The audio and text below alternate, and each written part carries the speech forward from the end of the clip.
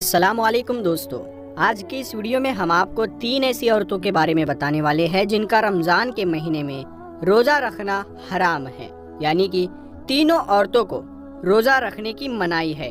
یہ 3 عورتیں کسی بھی حال میں رمضان کے مہینے میں روزہ نہیں رکھ سکتی ہے۔ اگر ان میں سے کسی عورت نے روزہ رکھ لیا تو یاد رکھے ایسی عورت کا روزہ کبھی نہیں ہوگا، بلکہ ایسی عورت کو اللہ تعالیٰ کی طرف سے سخت عذاب ہوگا۔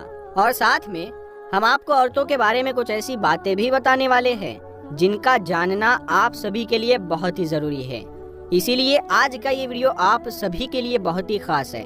آپ اس کو آخر تک ضرور دیکھیں اور مہربانی کر کے اس کو شیئر بھی کر دیں تاکہ رمضان کے مہینے میں یہ ویڈیو زیادہ سے زیادہ مسلمانوں کے لیے روزہ رکھنے اور نہ رکھنے کے لیے کیا کیا شرطیں ہیں، یعنی کہ ایسی کون سی عورتیں ہیں جن کو رمضان کے مہینے میں روزہ رکھنے کی اجازت ہے اور ایسی کون سی عورتیں ہیں جن کو روزہ رکھنا حرام ہے۔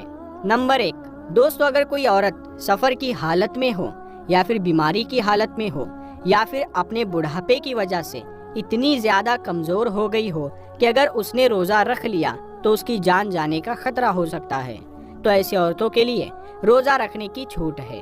مگر ایسی عورت کو چاہیے کہ اگر وہ بعد میں صحت مند اور تندرست ہو جائے تو وہ ان چھوڑے ہوئے روزوں کی قضا کرے، اور اگر بعد میں وہ پھر دوبارہ صحت مند نہ ہو سکے تو اسے چاہیے کہ وہ ان چھوڑے ہوئے روزوں کا کفارہ ادا کرے۔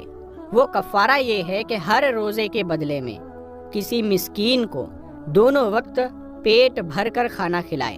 نمبر 2 اگر کسی عورت کو روزے کی حالت میں سانپ نے ڈس لیا ہو اور اب اس کی جان جانے کا خطرہ بن گیا ہو تو ایسی عورت کو بھی حکم ہے کہ وہ اپنے اس روزے کو توڑ سکتی ہے، اس کا کوئی گناہ نہیں ہوگا، لیکن بعد میں جب وہ ٹھیک ہو جائے تو اس روزے کی قضا کرے۔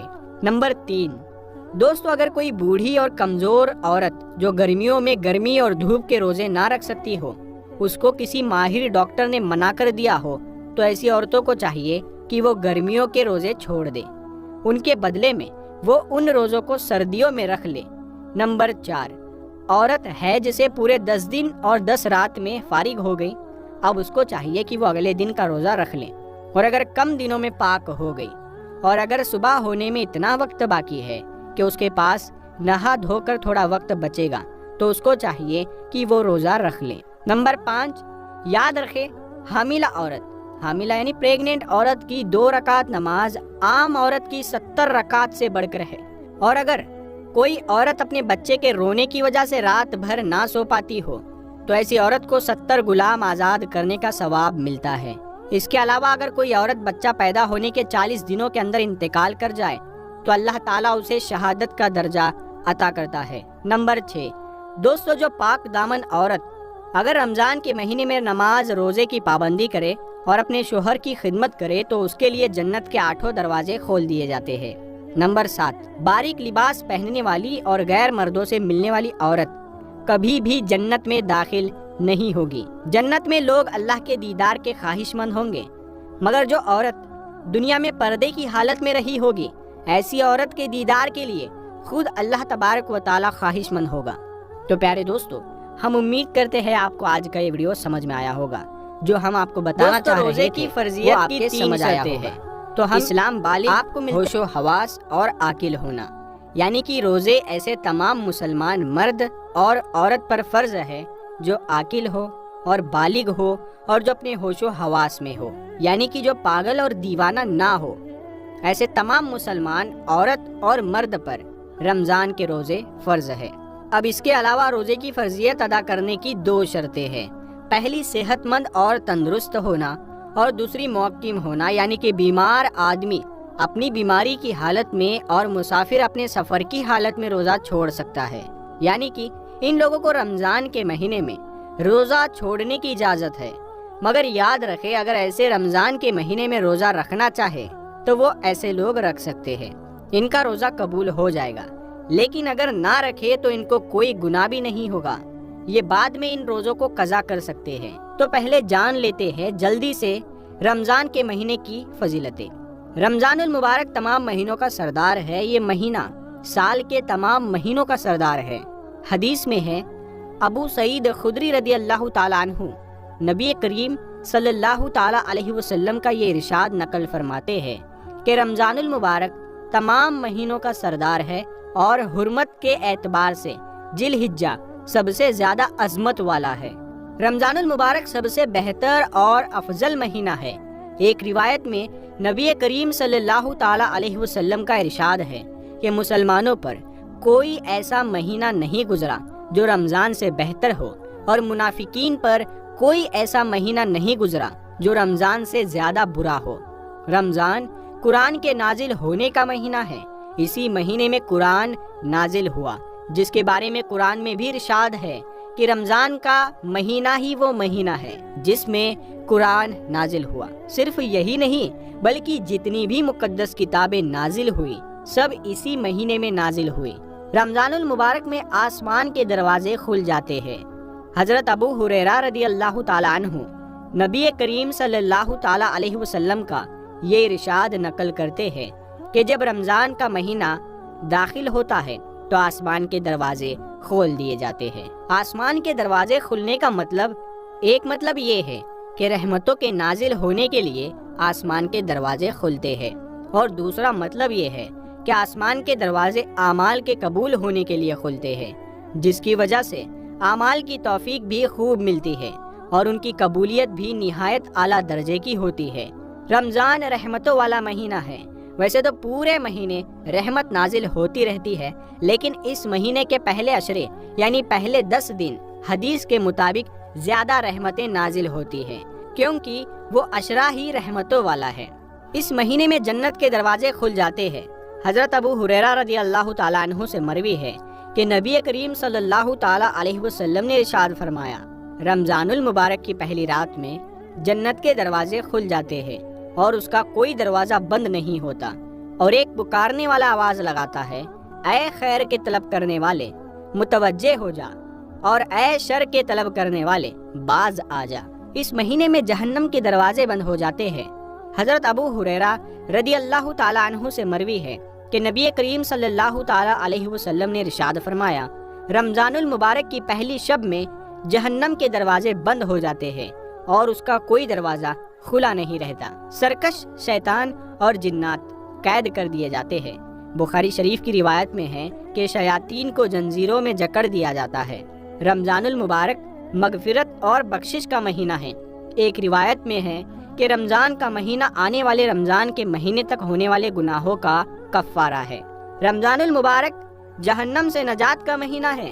رمضان المبارک کی ہر شب و روز میں اللہ تعالیٰ کے یہاں سے جہنم کے قیدی چھوڑے جاتے ہیں، اور ہر مسلمان کے لیے ہر شب و روز میں ایک دعا ضرور قبول ہوتی ہے۔ پیارے دوستو، آئیے اب ہم آپ کو بتائیں گے ان 3 عورتوں کے بارے میں، یعنی 3 عورتیں ایسی ہیں جن کا رمضان کے مہینے میں روزہ رکھنا حرام ہے، یعنی کہ ان 3 عورتوں کا روزہ رکھنا جائز نہیں ہے۔ اگر ان عورتوں نے رمضان کے مہینے میں روزہ رکھ لیا تو ان کا روزہ تو کسی بھی حال میں نہیں ہوگا، بلکہ ان کو اللہ کی طرف سے سخت عذاب بھی ملے گا۔ نمبر 1، حیض کی حالت میں۔ دوستو، سب سے پہلی عورت وہ ہے جو حیض کی حالت میں ہو، یعنی کہ جس کے پیریڈ چل رہے ہو۔ یاد رکھے، ایسی عورت کا رمضان کے مہینے میں روزہ رکھنا حرام ہے۔ ایسی عورت کا روزہ رکھنا جائز نہیں ہے، یعنی کہ حیض والی عورت رمضان کے مہینے میں روزہ نہیں رکھ سکتی ہے، کیونکہ پیریڈ کی حالت میں روزہ رکھنا اور نماز پڑھنا حرام اور ناجائز ہے۔ مگر ایسی عورتیں یاد رکھیں، اس وجہ سے جو نمازیں اور روزے آپ کے چھوٹ گئے ہیں وہ آپ کو چاہیے کہ آپ ان چھوڑے ہوئے روزوں کو بعد میں ادا کریں، یعنی کہ جب آپ پاک اور صاف ہو جائیں تو چھوڑے ہوئے روزوں کو بعد میں پورا کریں۔ لیکن حیض والی عورت کو چاہیے کہ وہ رمضان کے مہینے میں بھول کر بھی روزہ نہ رکھے۔ اگر کوئی عورت حیض کی حالت میں روزہ رکھ لیتی ہے تو یاد رکھے اس کا روزہ قبول نہیں ہوگا۔ دوستو، یاد رکھے اسلام اللہ تعالیٰ کی طرف سے سخت عذاب ہوگا۔ اسی وجہ سے نماز اور روزے کے لیے انسان کا پاک اور صاف ہونا ضروری ہے، اور یہی وجہ ہے کہ اسلام نے حیض اور نفاس کی حالت میں نماز اور روزہ رکھنا حرام بتایا ہے، ناجائز قرار دیا ہے۔ نمبر 3، حاملہ یعنی کہ پریگنینٹ عورت۔ دوستو، تیسری عورت ہے حاملہ یعنی کہ پریگنینٹ عورت۔ یاد رکھے، ایسی عورتوں کو رمضان کے مہینے میں روزہ رکھنا حرام تو نہیں ہے، ایسی عورتوں کو روزہ رکھنے کی منائی تو نہیں ہے، لیکن ایسی عورتوں کو چھوٹ ضرور ہے۔ یعنی کہ پریگنینٹ عورتیں اور اپنے بچوں کو دودھ پلانے والی عورتوں کو اگر اپنے روزے کی وجہ سے اپنی یا اپنے بچے کی جان جانے کا خطرہ ہو تو ایسی عورتوں کو اجازت ہے کہ وہ روزہ نہ رکھے، یعنی کہ ایسی صورت میں ان عورتوں کو روزہ نہ رکھنے کی چھوٹ ہے۔ اگر ایسی عورتیں رمضان کے مہینے میں روزہ نہیں رکھتی ہے تو ان کو کوئی گناہ نہیں ہوگا، لیکن ایسی عورتوں کو بھی چاہیے کہ وہ بعد میں ان چھوڑے ہوئے روزوں کی قضا کریں، یعنی کہ بعد میں وہ ان روزوں کو پورا کریں۔ لیکن یہاں پر آپ اس بات کا ضرور دھیان رکھیں کہ حاملہ عورتوں کے لیے حیض اور نفاس والی عورتوں کی طرح ایسا حکم نہیں ہے کہ وہ روزہ رکھ نہیں سکتی ہے۔ حاملہ عورتوں کو روزہ رکھنا حرام اور ناجائز نہیں ہے۔ ایسی عورتیں اگر چاہے تو وہ رمضان کے مہینے میں روزہ رکھ بھی سکتی ہے اور نماز بھی پڑھ سکتی ہے، ان کا نماز اور روزہ ہو جائے گا۔